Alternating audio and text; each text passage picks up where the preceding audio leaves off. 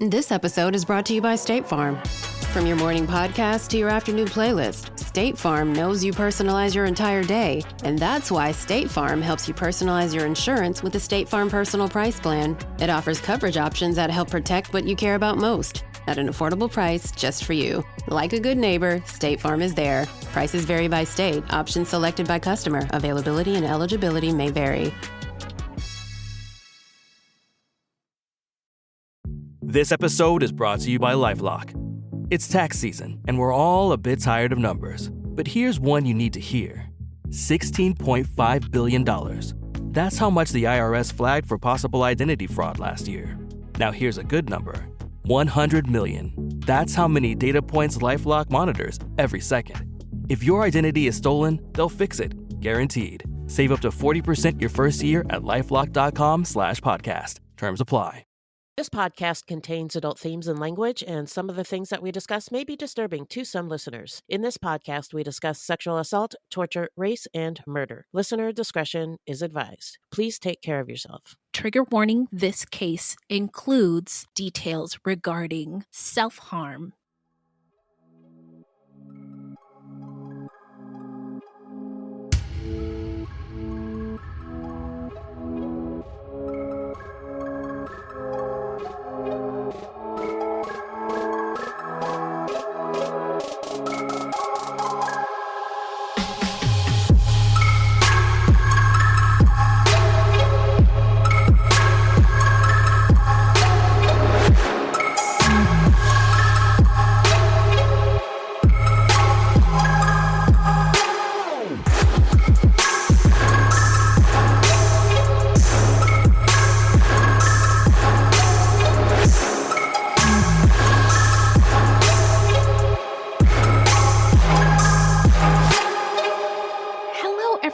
And welcome to Fruitloops, episode 231. Buiti binafi and bienvenidos, bitches. And thanks so much for listening. Yeah. Fruitloops is a podcast about true crimes committed by people of color and those who are othered and the victims. Because contrary to popular belief, not all serial killers are straight, cisgendered, able-bodied white dudes. No. What? No.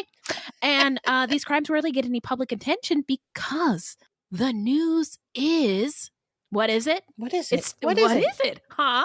It's racist, allegedly. And we are Wendy and Beth. She's Wendy, a Black Latinx woman. And I'm Beth, and I just happen to be white. Yes. Now, James Baldwin and Amanda Seales say, quote, there are white people and there are people who happen to be white. And Beth is one of those people who just happens to be white. We're not journalists, investigators, or psychologists. Just a couple of gals interested in true crime. Also, the opinions expressed in this podcast are just that, our opinions. All right, so who are we talking about today, Fran? Today we're talking about Robert Stewart Flores, Jr., a nursing student at the University of Arizona who methodically killed 3 of his professors and then himself. All right, so before we get into it, how you doing? I'm all right. I had kind of a rough week this week, but today's pretty good. Yeah, okay. Shout out to silver lining and sunshiny days after a terrible storm. How are you doing? I'm doing good. You know, I last week I was eating vegetables, and this week I'm eating up wrap beefs. And I just love Sounds delicious. All of it. Oh my God. I mean, don't tell my boss, but it's basically taking up my whole 24-hour days. Also, got back from vacation, and you know, I hate vacation's guts. I do know that, but did you have fun? I did. It was crazy. So we went to Savannah, and I did not think about work. I love the podcast, so I didn't think about podcasting. I just was in the moment and enjoyed it, like with my family. Awesome. And there was one point where we were walking on the boardwalk, and I was like, I can't believe I'm walking somewhere and I'm not checking my watch, thinking about meetings or appointments or anything like that. I'm just walking on the boardwalk and enjoying myself and my family. It was amazing. Nice. Yeah. So I'm not planning on doing it again anytime soon, but it was great. Okay. So now let's get into some listener letters. All right. Well, hello, angels. Ah, yes. Thank you. Ah, yes. What is in that bag, Beth? Well, we asked our fruities for their versions of wacky shit that white people say. Yes, and as I said earlier, as James Baldwin and Amanda Seales have said, there are white people and there are people who just happen to be white. And the responses are coming in. We love them. Keep them coming. But here's just one, and looking forward to more. Yeah, our fruity Nancy said, "Oh my God, I'm so excited for this game." The whites say some off-the-wall shit. Sure do. And among my favorites is Happy Monday. Yeah, What the fuck? What? Huh? Who are you? Get out of my face. Yes, I do say that. Yeah, Happy Monday, I know. everybody. I know.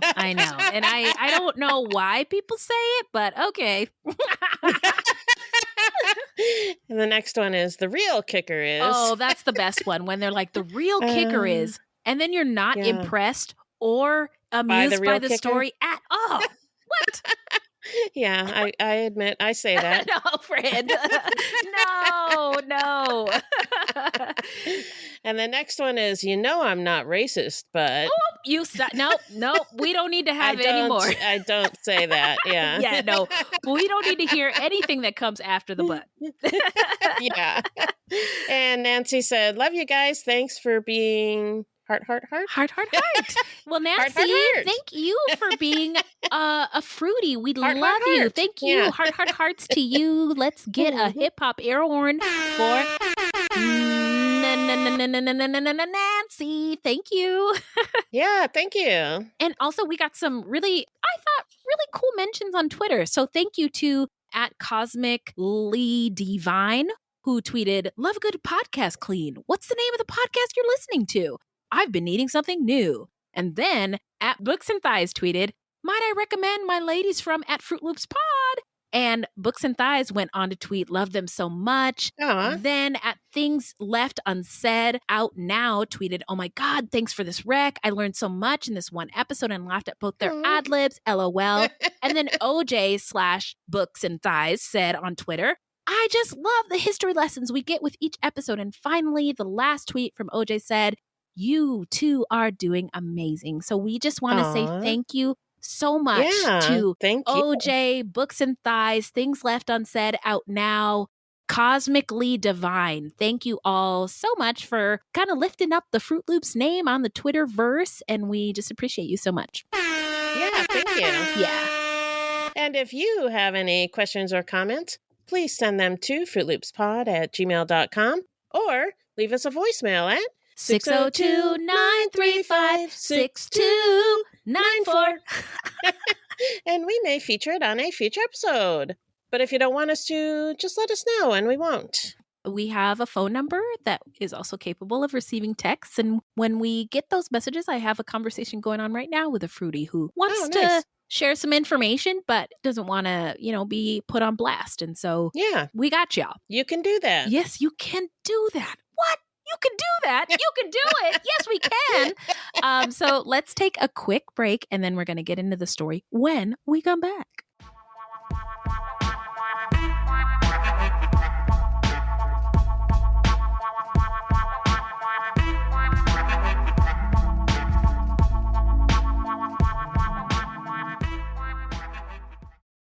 There are so many amazing movies out right now. Yeah. Civil War, Godzilla versus King Kong, Monkey Man, Dune Part 2. Can I get a what, Beth?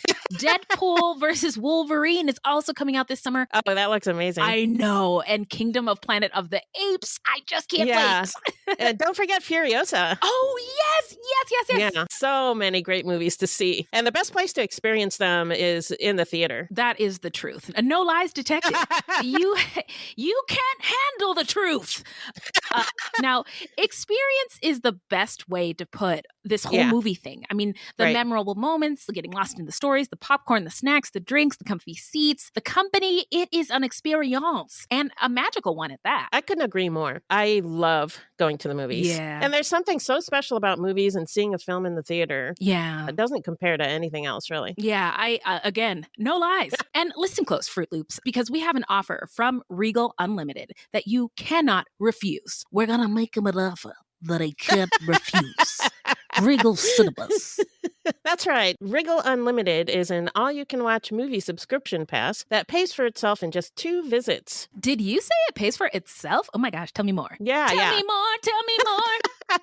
You can see any standard 2D movie anytime without any blockout dates or restrictions. And if you want to see a movie in a premium format like 4DX, IMAX, RPX, or ScreenX, your Regal Unlimited membership gets you into those premium experiences at a reduced cost. With Regal Unlimited, you won't just save money on tickets, you'll also save on snacks. Woo. Members get 10% off all non-alcoholic concessions items. So if you're planning to see 2 movies this month, you need to join Regal Unlimited. Sign up now in the Regal app or on regmovies.com/unlimited. Use promo code FLOOPSREG, that's FLOOPSREG, to let them know that Beth and Wendy sent you. Again, go to the Regal app or on regmovies.com/unlimited and use promo code FLOOPSREG. Thanks, Regal Cinemas, for sponsoring the show. Yay!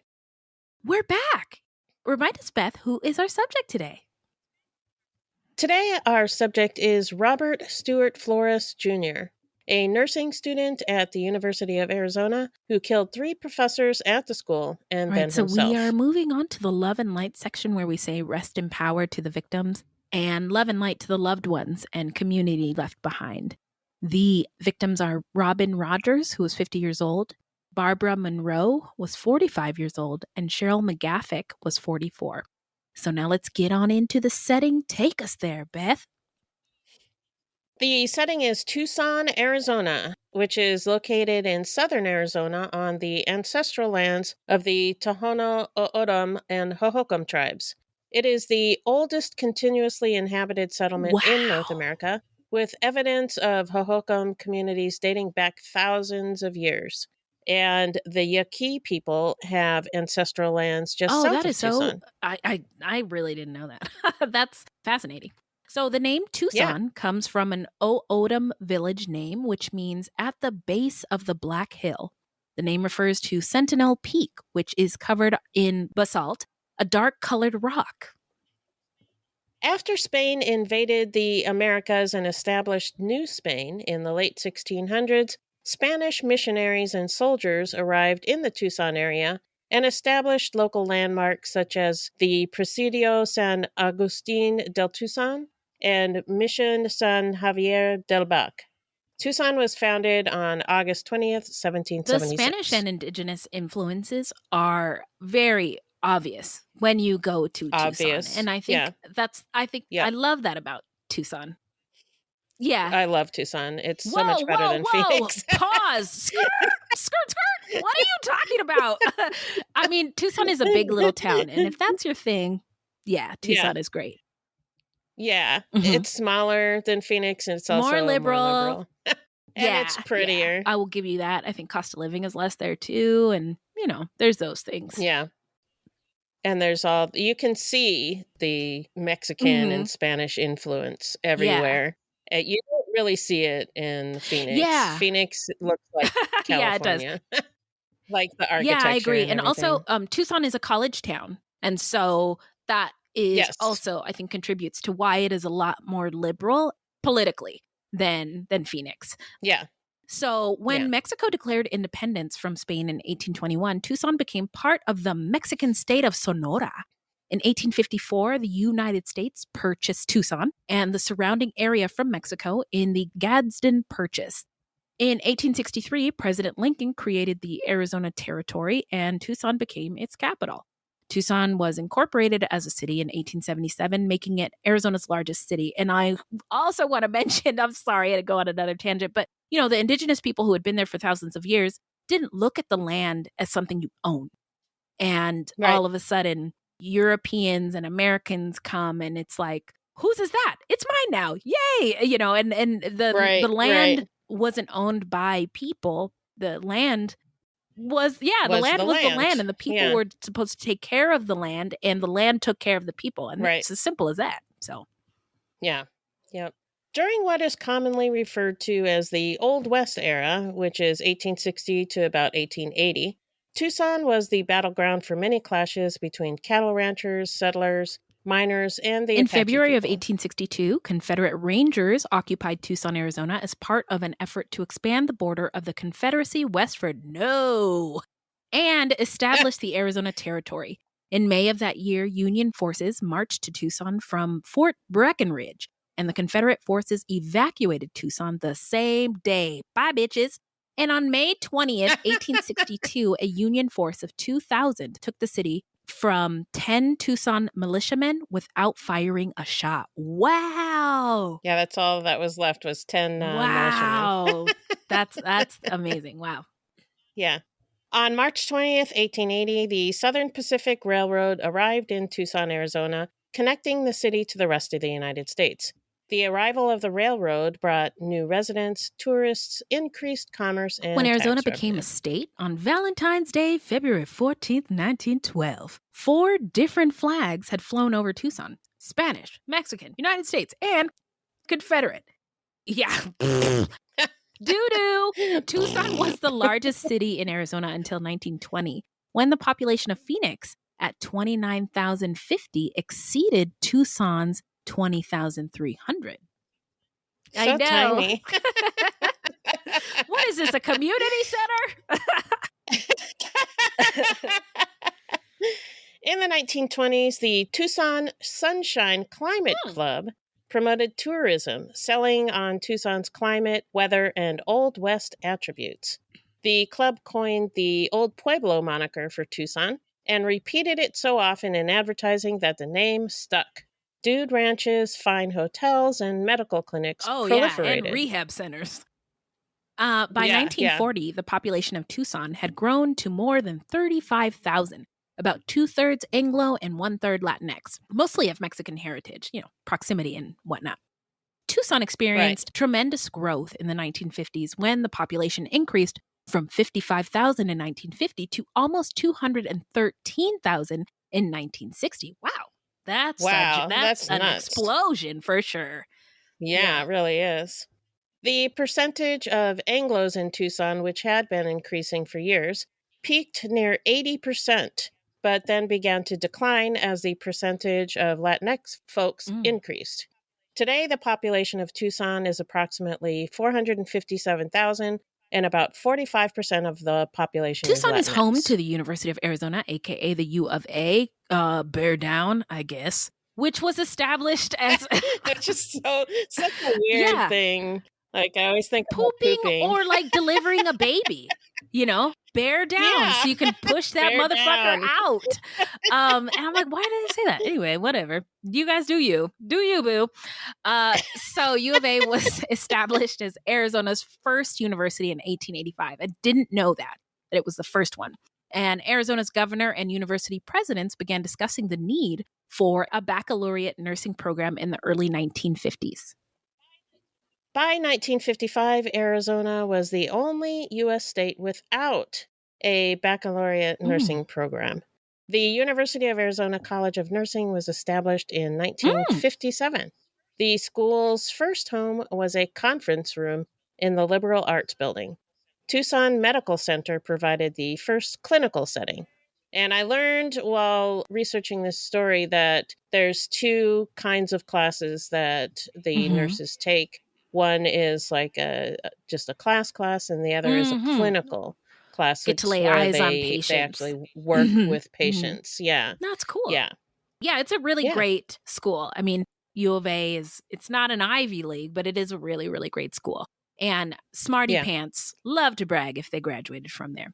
But I was going to say that I was curious, and I didn't look this up, but I was kind of wondering, when did they desegregate? Because there weren't nursing schools in the 50s. Oh, yeah. Before the 60s, there were not nursing schools for Black people who wanted to become nurses, or there weren't medical schools for Black people who wanted to become doctors. And so that's why the HBCU programs were so crucial to Black people getting health care. So I wonder... I imagine I'm not going to love U of A's history on it, but I was curious, and I don't know. It's not going to be great. So again, and I always am wondering about this kind of stuff. So, usually in U.S. cities that we cover, I am always curious about, was this a sundown town, or did it have any other fucked up restricting covenants to, frame sort of in my mind the systemic white supremacist, capitalist, patriarchal, discriminatory bullshit that relates to the cases that we talk about. So Right. just a quick culture corner. So according to Encyclopedia Britannica, remember those? Sundown. Yeah. It's on the internet now. Yeah. Yeah. We had The hard those. books? Yeah. Wow. The hard books. Yeah. My parents had them. Fancy. Wow. No. When you go to a white person's house and they got books, you know they got money. So a sundown town in U.S. history is a town that excluded Black, Indigenous, and people of color from remaining in the town after sunset. And they did this by using laws and intimidation and violence. And I couldn't find evidence that Tucson was a sundown town, but there were restrictive covenants against Jewish people and people of color that were in place until the 1990s, until they were taken off the books. Yeah, so let's get into Robert Stewart Flores Jr.'s early life. What do you got, Beth? Okay. Well, Robert Stewart Flores Jr. was born in 1961 in Los Angeles, California, and he preferred to be called Bob. He had 2 older sisters and a younger brother, and he's, I believe, Latinx. I believe so as well, but he also may be Indigenous. There are a lot of like Mexican Americans in the Southwest who also have Indigenous roots and bloodlines, etc. So, we don't know his DNA ancestry, but I do suspect, given where he's from, that it is possible that he had some Indigenous roots in him. Yeah. So his parents divorced when he was a teenager. Flores described his parents as marginal at best, which if there was a rating below 0 stars, that would be it for parenting. And saying that his father was distant and lacking in any parenting skills, and his mother was an enabler who lacked self-confidence. Now, keep in mind, this is what Flores claimed, so we don't know what they were really like. We don't have anybody else's account. No, and it's possible that's exactly what they were like, but we just don't know. Flores enlisted in the Army in 1980 at the age of 19. In 1986, he got married in Sierra Vista, Arizona, while still in the service. Fort Huachuca is located in Sierra Vista, which is about 80 miles southeast of Tucson. And the couple had 2 children, a son and a daughter. Sounds like a lovely family. So he was stationed in Germany for a while, then did a tour in the first Gulf War. And in 1992, he left the service and the family moved to San Angelo, Texas, so he could attend college to become a nurse. 2 years later, he was able to become a licensed practical nurse, or LPN, and was planning to continue his studies to get a bachelor's degree in nursing. However, his wife decided to move back to Arizona, and she took their 2 children to go live in Flores Tucson. followed, leaving the school in San Angelo and applying at the University of Arizona. He was very salty about the fact that they did not accept all of his credits from the school he attended in Texas, which is actually pretty common, but still very annoying. Yeah. Yeah. It is annoying. Yeah, it happened. Yeah. Did it happen to you? But it's not like this. Okay. Yes. Pretty much, if you take, a certain number of classes, they'll only take 72 credits or something like that. And then they have to pick and choose which ones. And sometimes your classes don't match up with the classes that they have at the school you're transferring to. So they just won't accept them. Oh, what a nightmare. Oh my gosh, that's terrible. Yeah, I remember I had a geometry teacher who was like, universities suck because I won't take your old credits. And I started my degree 40 years ago, but my credits are still good. I still did that work. And I was like, Mr. Charlie Brown, you are really speaking to the wrong audience. Yeah, we kind don't of a care. Bummer. We get it's a struggle, but can you teach me about parabolas now? It's a pain in the ass. Yeah. It's annoying, but come on. So about a year later, his wife left him for good, and they got a divorce. Flores lived in an apartment complex a few miles from campus, where many other students also lived. The complex manager said Flores was a model tenant, and his 2 children visited him during the summer. Your parents were you lived in a fairy tale. But when you go visit your dad for the summer and the only thing you eat is Little Caesars pizza and watch football and stuff, It's kind of sad. God. It sounds like a It's nightmare. kind of sad, yeah. Anyway, and then you're in this apartment complex with a whole bunch of other dads who have their kids visiting them, like divorced dads, and it's just like it's a weird universe to exist in as a child. Yeah. Anyway. I can only good times. imagine. Anyway, yeah. so let's get into the timeline, shall we? All right. So let's do Flores it. worked at the Veterans Affairs Hospital in Tucson as a licensed practical nurse and was studying to become a registered nurse at the University of Arizona, U of A. No employee or patient complaints were ever filed against Flores.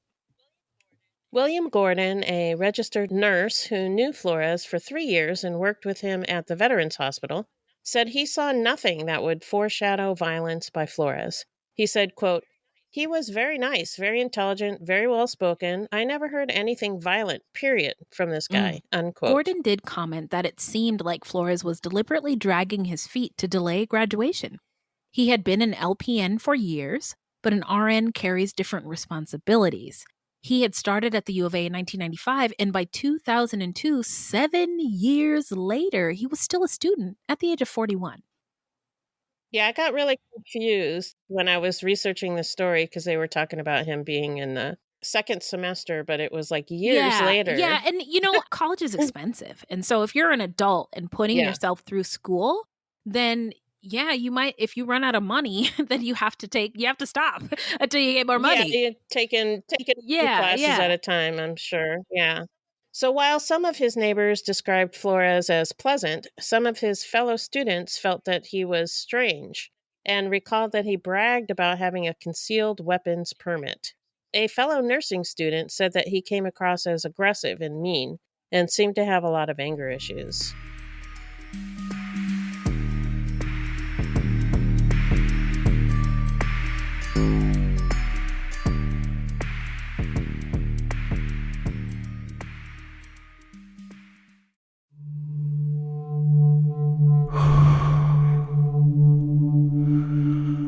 I'm an American vigilante. I have a question for you. What would you do if someone you cared about was abducted, taken from you? Would you call me? Would you care about how I got them back? Download American Vigilante now.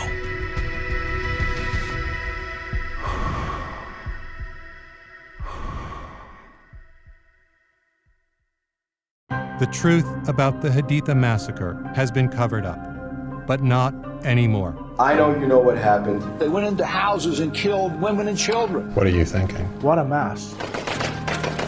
U.S. Marines murdered innocent civilians in cold blood. And at the center of it all is 25-year-old Sergeant Frank Wuderick. and me. Murder in House 2, a new podcast from Crowd Network.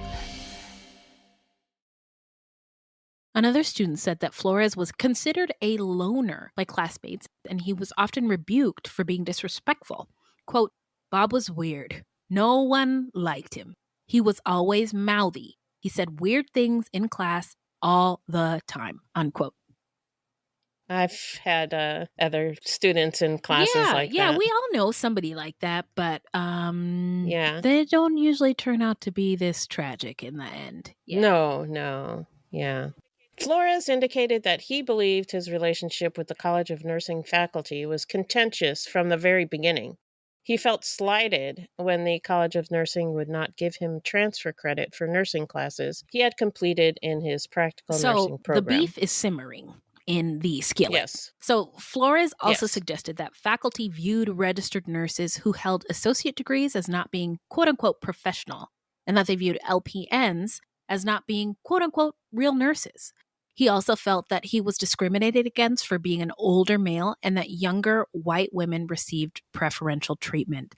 And I will also say that this hierarchy in medicine is very real. It's almost like military. Like there's a sergeant and a general, and I don't know any of the things, but like highly specialized surgeon at the very, very, very top, and LPNs and office managers and medical assistants are at the very, very bottom and everybody else is in between. Yeah. But there's this hierarchy that sort of allows for there to be, I think, abuse of power. And some discrimination. Yeah.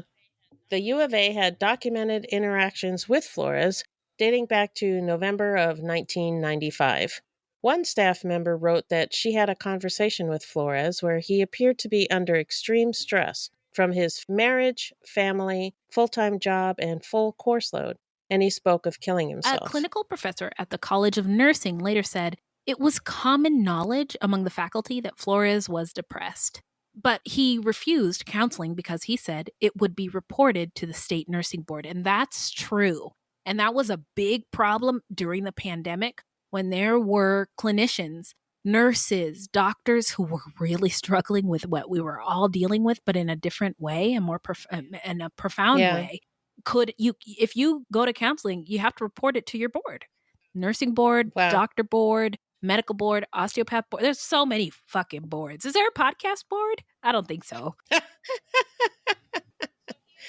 So he also refused to withdraw from school, where he was struggling academically, was chronically absent, and did not complete assignments, saying that leaving the nursing college would be, quote, another form of death, unquote.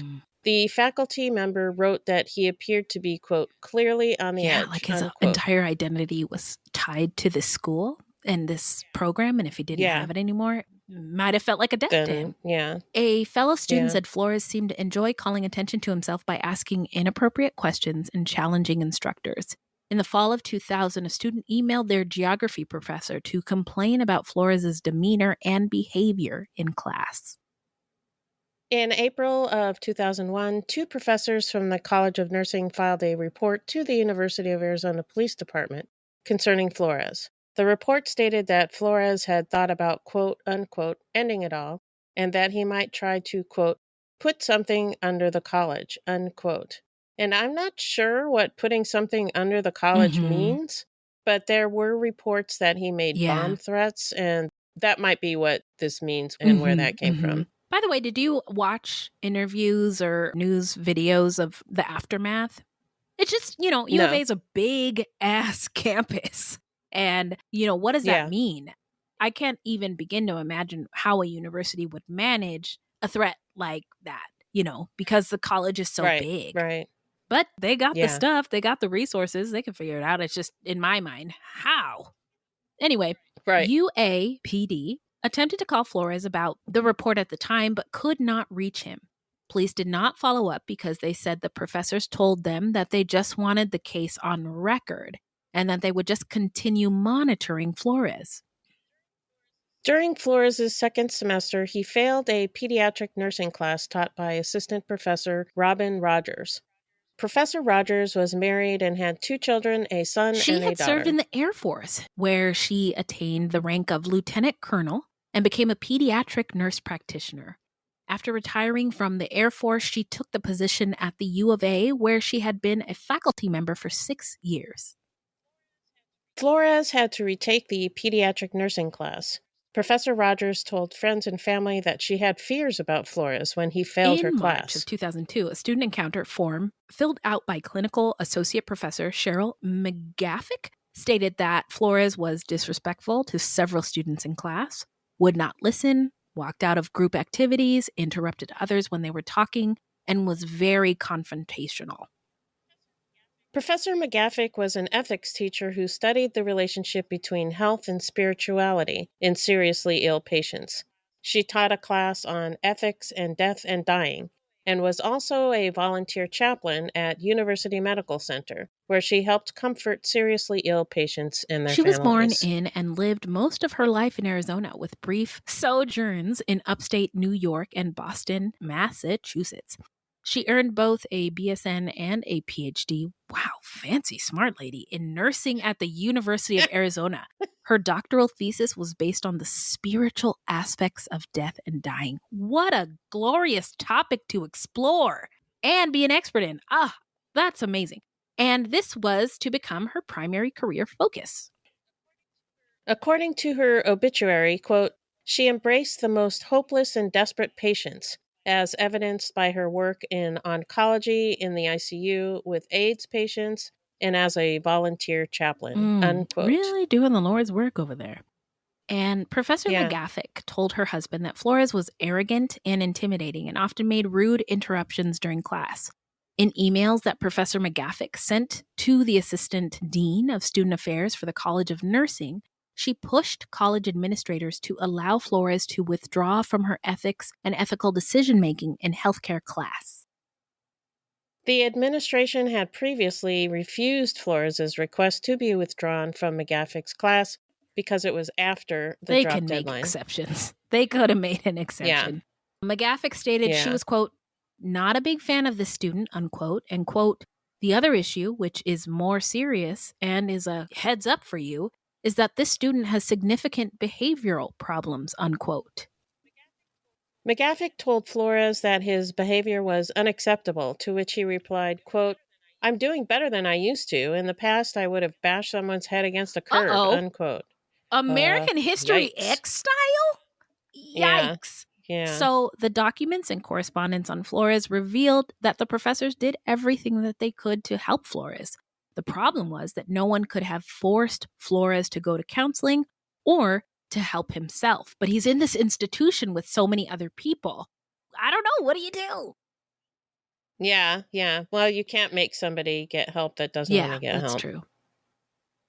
In the fall of 2002, Flores was struggling in a critical care class being taught by nursing professor Barbara Monroe, and he was looking at the prospect of flunking out of school.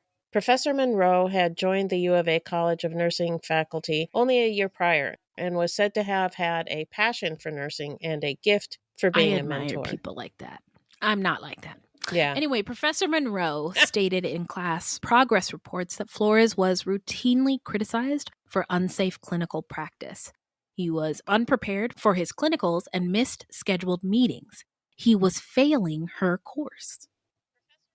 Professor Robin Rogers was still afraid of Flores and reportedly voiced her concerns at a church service on Saturday, October 26th. Professor Rogers asked that the church members pray for her to be protected from Flores. Do you think that she voiced that specific prayer? That's what it said. I just think that's interesting for somebody who, I pray all the time. I've never had somebody say, Father God, please protect me from John Smith. From so-and-so, yeah.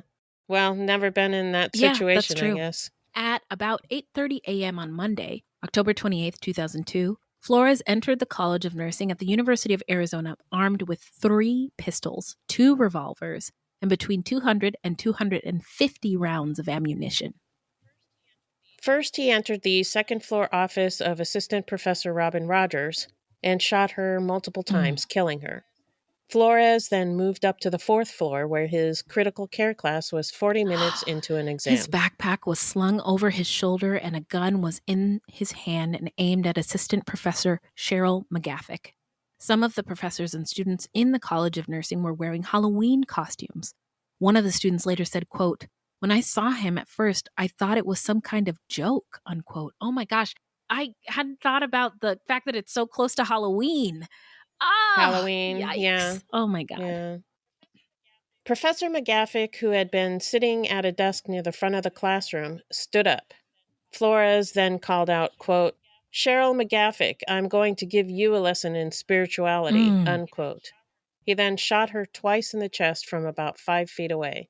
After she fell, he straddled her body and fired another round in her chest. That's horrifying and disgusting. Yeah. All of the nearly 50 students dropped to the floor, as did Assistant Professor Barbara Monroe and another instructor of the course, who was at the podium when Flores entered. Professor Monroe crawled away and curled up beneath a desk.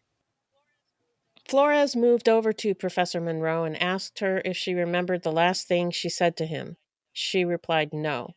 He then asked Monroe, quote, are you ready to meet your maker? Unquote. Yeah.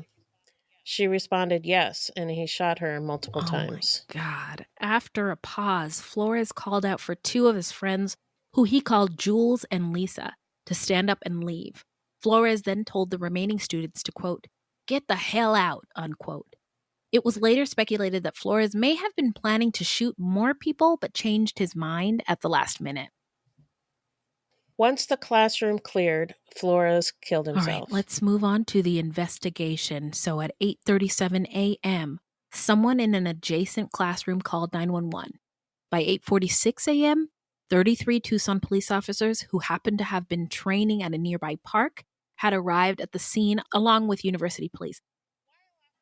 While officers were deploying, hundreds of students, faculty, and staff were exiting the building where Flores was shooting. Officers scanned the crowd for At 8:43 a.m., the police chiefs from both UAPD, U of A Police Department, and Tucson PD set up a command center, and officers began a building search. At 8:52 a.m., the bodies of Professors McGaffick and Monroe and Flores were found in the classroom on the 4th floor. At 10:23 a.m., the body of Professor Rogers was located in her office on the 2nd floor. When a backpack was found underneath Flores' body, because he had once threatened to blow up the building, bomb squad members were called in and the college and nearby buildings were evacuated. I'm sorry, Beth. I didn't ask you. Were you around for this? Do you remember this? I mean, I do remember this, yeah. But, yeah, I was living up here in Phoenix, so. But I do remember when it happened. News reports, feelings. Oh, yeah, it was big, huge news at the time. Many of the nursing students left belongings behind in the classrooms, including house and car keys, and were unable to go back in for them. With students distraught and without a place to go, the school utilized one of the administrative buildings to house, counsel, and help return abandoned items to the students who had fled from the scene. Counselors met with more than 300 students that day. The following day, the newspaper, the Arizona Daily Star, received a 22-page suicide letter that Flores had mailed before the shooting. The beginning of the letter read, "Greetings from the dead." Whew, boy, oh boy. In it, Flores described himself as depressed. He indicated that he was falling behind in his bills, his child support, and his student loan responsibilities. Man, they call right away. As soon as they can start billing you, they will. And he was also failing at school, and he blamed these failures on the faculty and staff of the College of Nursing at the University of Arizona. But he insisted that these shootings were not about then revenge. What were they about, Flores? Yeah, well, he'll tell you. Here we go. Flores wrote, quote, "I guess what it is about is that it is a reckoning, a settling of accounts. The university is filled with too many people who are filled with hubris. They feel untouchable," unquote. Interesting take. I think that's just academia, pal. You know, people in academia. I think he's just making excuses. That too. Now, the letter ended with, quote, "As the curtain closes, I will exit the stage for a well-deserved rest," unquote. Yeah. Gross. Who are you, Jesus? Get out of here. So the letter was accompanied by college transcripts, military evaluations, recommendations from employers, and 2 birthday cards. Interesting. Like, did he want them to see him as a human person? It's like humanize himself. Look at all these accomplishments. Interesting. Yeah. Yeah. And look what they did to me. Look what they made me do. Which I'll never understand. No.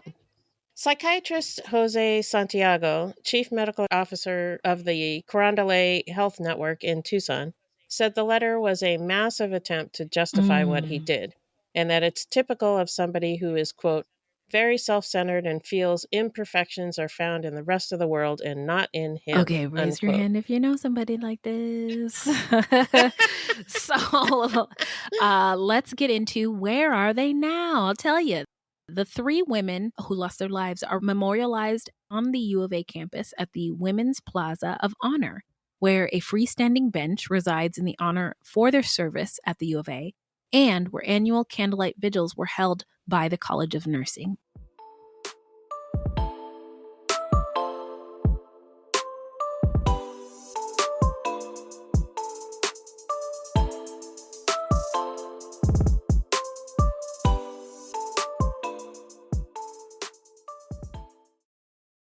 My name is Bill Huffman, and I am a former Cleveland news producer, and I am now the host of the podcast, Who Killed? I began the show focusing on the unsolved murder of Amy Mihaljevic, and now each week I explore a different case with a focus on some of the victims who don't get the attention they deserve. I have a deep catalog of over 225 episodes, so there is a guarantee there will be something for you. Who Killed is an evergreen podcasts, killer podcasts, and slow burn media production. Subscribe today wherever you get your favorite shows. From DNA testing to the Dixie Mafia, Crime Capsule brings you new stories of true crime in American history. I'm your host, Benjamin Morris. Join us for exclusive interviews with authors from Arcadia Publishing, writing the hottest books on the most chilling stories of our country's past. You can find us wherever you get your favorite podcasts or on evergreenpodcasts.com. Crime Capsule. History so interesting, it's criminal. 3 families lost their loved ones. It was also a loss for the entire U of A community. Students lost teachers and also a sense of security in the classroom.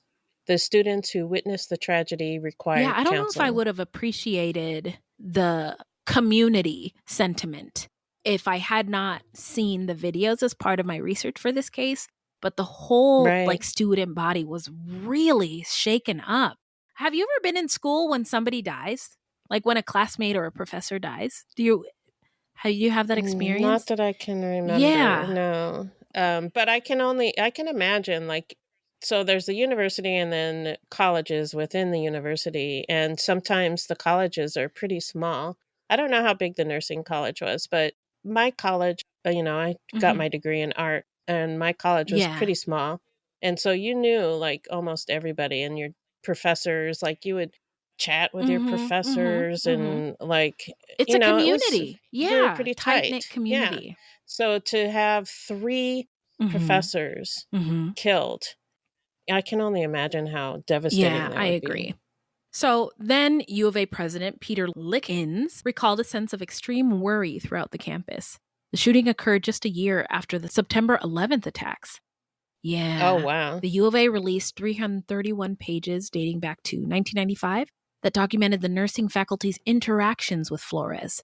The record showed that Flores needed but refused help. After the shooting, changes were made in how the U of A prepares for and tries to prevent these situations. School officials acknowledged that this was an isolated incident, but recognized the need for further assessment. A report on the shooting led to the implementation of new policies. The disruptive and threatening student behavior guidelines were put in place, as well as the Campus Emergency Response Team, or CERT, to enhance the emergency preparation process. The incident led to increased vigilance on the part of the university, and faculty and staff were encouraged to report any concerning behavior or statements from students. Now the U of A has implemented locks on classroom doors and regular safety briefings, update the campus community on security measures and protocols. And we totally get that universities and institutions, this is a challenge of maintaining an open and welcoming environment while also ensuring the safety of everybody who's there. And it is, an everlasting, challenging balancing act, as we can see to this day. Shout out to all the college students out there. Yeah. But in October of 2022, U of A professor Thomas Meixner was murdered by Murad Dervish, an expelled graduate student. Dervish had harassed 4 hydrology and atmospheric sciences department faculty members, a female undergraduate student, and a dean of students administrator. The situation could have been a lot worse because Dervish allegedly targeted 4 other faculty members that day, and police found 2 handguns and more ammunition in his vehicle. So that's it for the story. Now you can tell us what you think, but we are going to give you our hot, spicy takes. Hit it, Beth! So this guy blamed everyone else for his failures but himself. And he sounds like he was insufferable. Yeah, I agree. Did you read his letter? I read the whole thing. It was really arrogant. Pretty sure he had a touch of narcissism. Touch, you say? Or a touch. Whole Yeah, at least.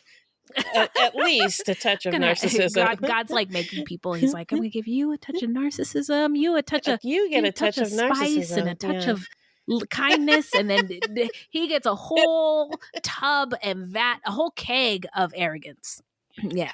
Yeah. So I thought it was interesting how different people described him in different ways. Like people he worked with said he was like gentle and nice and kind. People at the school said he was arrogant and confrontational and mean. So I tried to find something from his family, like maybe comments by his wife or his siblings, anything that could shed more light on his personality or his issues. But I couldn't find anything. So it's a mystery. That was a bummer for us. Yeah. Yeah, it's a mystery. So obviously he felt overwhelmed. He had a lot going on, but he could have done many different things instead of what he did. Yeah, he had a lot of options that he could have. I mean, he could have taken a break from school. I know he didn't want to, but, that probably would have been a good option for him. Or, maybe, I don't know. Go to counseling. It's interesting. Yeah, he refused help, and he had this depression that people noticed. And people knew. And, depression is something that depression is my best friend. I'm so familiar with it. I know it so well. But when I get in my states, I never consider hurting anybody else. It's only me. I'm the problem. Yeah. Myself. So it's weird that, and that might speak to his arrogance and narcissism, that he also had to punish other people or harm other people. Yeah. Right. And he claimed not to be angry. He said he felt nothing, but that's bullshit. Yeah. He was angry, and he wanted revenge on the people that he thought had wronged him. Another interesting thing to me was that he chose a career that's dominated by women. Yes. And he also chose to be really confrontational with those women. And like I said, he was described as nice at work, but then he's at this school and he's an asshole. It's really interesting. Yeah, he didn't have to go into nursing. Like, his talents might have been more of use somewhere else. And, you're right. It is interesting. It's a career that's dominated by women, but he chose to be confrontational. And like nursing is you have to care about other people. And I don't know how you can go into it and not see people as people needing care or people worthy of life or continuing. You know what I mean? Like, how can you be a healthcare provider and kill people? It's correct. It's nuts on its face. And I agree. He blamed everybody else. He also said some weird ass spiritual shit during the saga. Oh, so what he said to Professor McGaffick, it's because Professor McGaffick was the one that taught spirituality in classes. Then he also said another spiritual thing to somebody else, like meet your maker, and there was another. Are you ready? Are you ready to meet your maker? I think they were all religious too. Okay. So he may have been fucking with them. Oh God, that's nasty. As he's about to kill them. Yeah. I mean, to Professor McGaffick, he said, "I'm going to give you a lesson in spirituality," and then he killed her. And then to Professor Monroe, he said, "Are you ready to meet your maker?" And I think they were all religious. So he did it. Beth, you're so good at being the OG of true crime, but that really makes me even more sad. Ugh. I know, it's really gross. It is nasty and just so all kinds of fucked up. It's also kind of interesting that in a post-Columbine world, a post-9/11 world, that threats of violence are not taken more seriously. And by seriously, I don't mean like calling the police, kicking the student out of school and setting him to jail, but like real intervention. You know, they said they were going to monitor him, but looking into it a little bit further, offering support to the student and offering support for their circumstances and removing them for a time while those supports are in place and can be implemented. And the person hopefully will improve, right? Yeah, figuring out different ways that you can help people that doesn't involve just kicking them out and then letting them flap in the wind. Yeah, but that takes a lot of work on the part of these institutions who, if you ask me, I'm pretty sure they got it. A lot of work and a lot of resources. And so it's never going to happen because we live in the United States of America. And now teachers can carry guns. So I guess problem solved. I don't know. Yeah. I hate it here. Yeah. Carry guns and bulletproof walls in the classrooms. What? Yeah. Give everybody guns. I mean, you get a gun. Great idea. You get a gun. But I also don't want to, there were some really, really amazing women who lost their lives that day and made a really big impact on the community of Tucson. And so I don't want to forget about the loss of their lives and the hurt that their loss has caused. So let us know what you think. And now we're going to go to the How Not to Get Murdered part of a show. All right. And a 5, 6, 7, 8. If you love true crime and you don't want to die, just kidding. Yeah. Here's a tip for you. If you love true crime and you don't want to die, here's a tip for you. This segment is not intended to be victim blaming. We thought of this segment because I read somewhere that a lot of people listen to true crime because they want to know what they can do to be safer. This is not meant to blame the victims. It's just learning from other people's experiences. So I have 3 tips related to many things. So I saw this tip on Instagram. Lie to keep yourself safe and to keep your kids safe. Hey, hey, ma'am, are you alone? Oh, no, my husband's home and he's big and scary. Hey, little kids, are you guys alone? Are your parents around? Oh, yeah, my parents are over there. Lie for safety. Just to prevent somebody from knowing that you might be in a more vulnerable position than normal. You know what I mean? I also wanted to say, we talk about codes, using a code word, like having a family code word, but also a text code or a text emoji is a useful thing that families and loved ones can have and use in times of trouble. So like if your teenager is on a date with a really dangerous or weird person who's giving them really funny vibes and they want to get out but don't want to be rude, right? Because we tell people that we all have to be polite. So teach your kids or young people and people that you love, send me a specific emoji and I will know that when I get this, I have to call you and act crazy so that you can get out of this situation. Go mom crazy is what the post said. Yeah, get your ass home. Yeah. I mean, I could see it now. I can see Beth doing it now. So that is a tool. And then lastly, I just wanted Fruities to write this down. You know, Fruities tend to be people who care about people in the world and humanizing everybody who deserves to be humanized, which is everybody. And there's protests going on and a lot of people are getting arrested.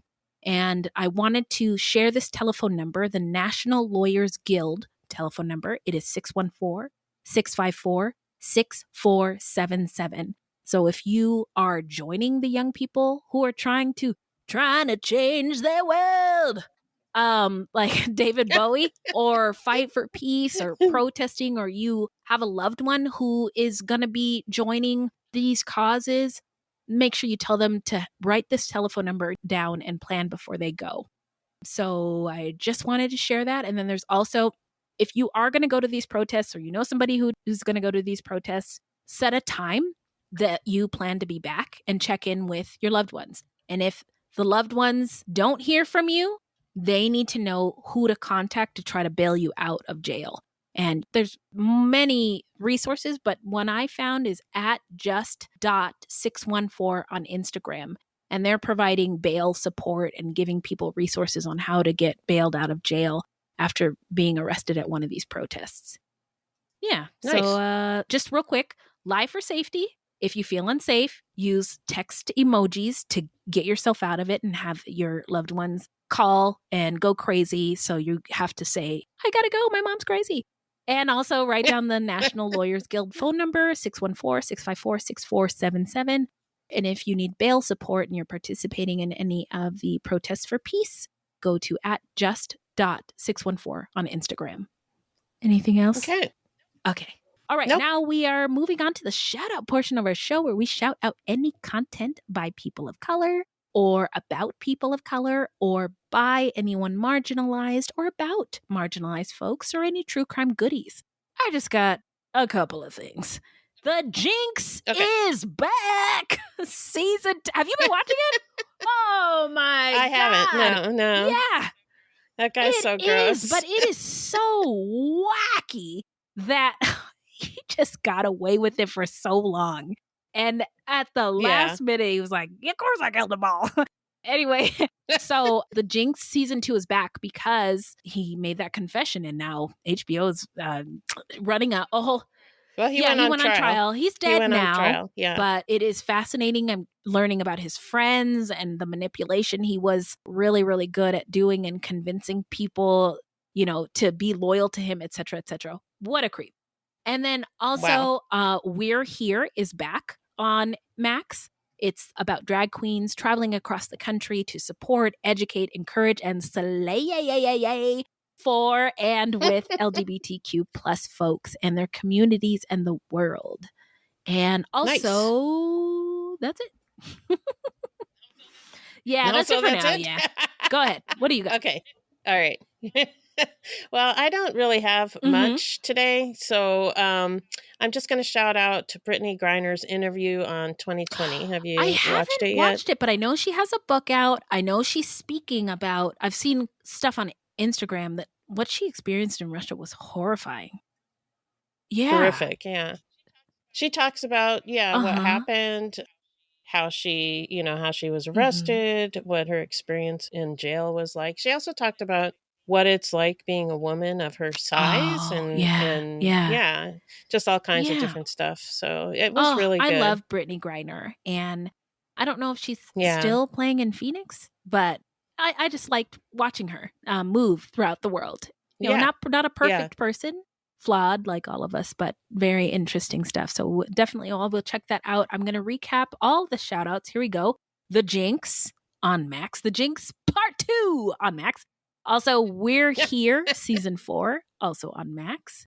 And Brittney Griner's interview on 2020. Also, 2020 is a program, but it's also a podcast. So you can listen to Brittney Griner's interview on the podcast. Yep. Oh, me, oh, my. It's the end. We're here. Well, that's it for today. Where can the people find us in the meantime if they want to get some more? Well, our website is fruitloopspod.com, and we use Fruit Loops Pod for all of our social media. The footnotes for each episode can be found on our website. Plus, check it out for the different ways that you can support the show. Also, join us on Patreon, where we have literally hundreds of hours of bonus content. You can also support us by supporting our sponsors or by giving us a 5-star review. 5 stars only, please. 5 stars only, please. Also, don't forget to subscribe. Yes, everything my friend who happens to be white said is true. This is a weekly podcast, and new episodes drop every Thursday. So until next time, look alive, y'all. It's crazy out there.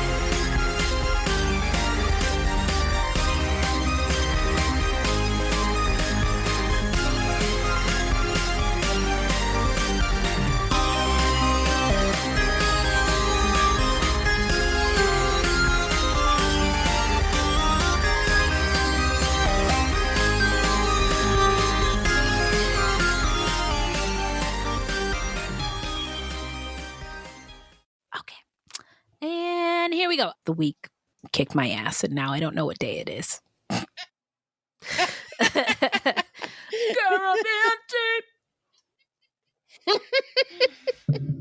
Really should send them an email about sponsoring the show. I really love this tea, and I feel like it speaks to my soul and my taste buds.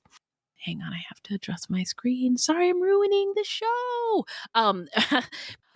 Okay, don't tell me not to live. Just sit and putter. Life's candy and the sun's a ball of butter.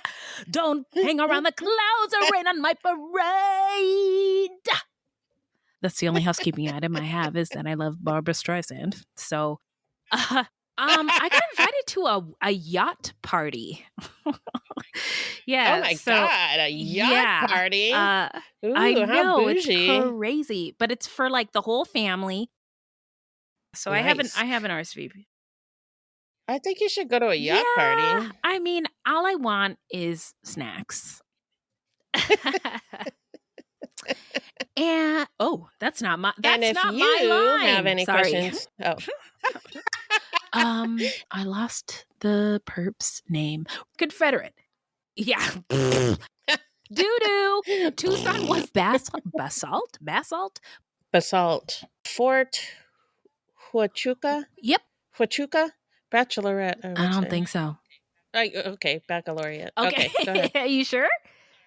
Okay. Sorry. Yeah. You are correct. I'm never wrong. right. This is weird. It feels like a mistake. Are we in the Matrix? Okay. So. And was oops, I don't want to say that. Okay. Marginal at best. Wait, I'm not done yet. I'm sorry. I'm really, really flying through this episode. I'm so excited about Robert Stewart Flores. Sorry. Oh, Jesus. I was like ready to like pack it up. Oh God. Oh, this week. Woo! We did it. We did it. We made it, friend. How do you feel? We did. I feel good. Okay, good. Yeah. Good. That's all that matters. I'm going to England, motherfuckers. I never thought I would ever do that in my whole entire black ass poor regular life. But here we go. I can't wait. All right. I'll get this audio into the drive and okay, sounds good. Bye. On the morning of August 1st, 1966, shots ring out from the observation deck of the clock tower on the University of Texas campus.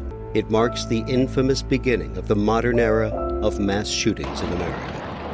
You're listening to Stop the Killing podcast. Join us as we take you behind the crime scene tape to explain global mass shootings and mass attacks. I'm Sarah Ferris, but more importantly, this is Catherine Schweit, the former head of the FBI's active shooter program. I spent 5 years as the FBI's top executive looking for answers to the mass shooting crisis. I've been at the shooting scenes, I've traced heroic acts of bravery, and I've sat silently and listened to the heart-wrenching stories from survivors. Amongst this horror, there is hope. We all hold the key to stop the killing. You just need to know how to unlock the door. Download Stop the Killing and be part of the solution. Search Stop the Killing on Apple, Spotify, and all the usual suspects.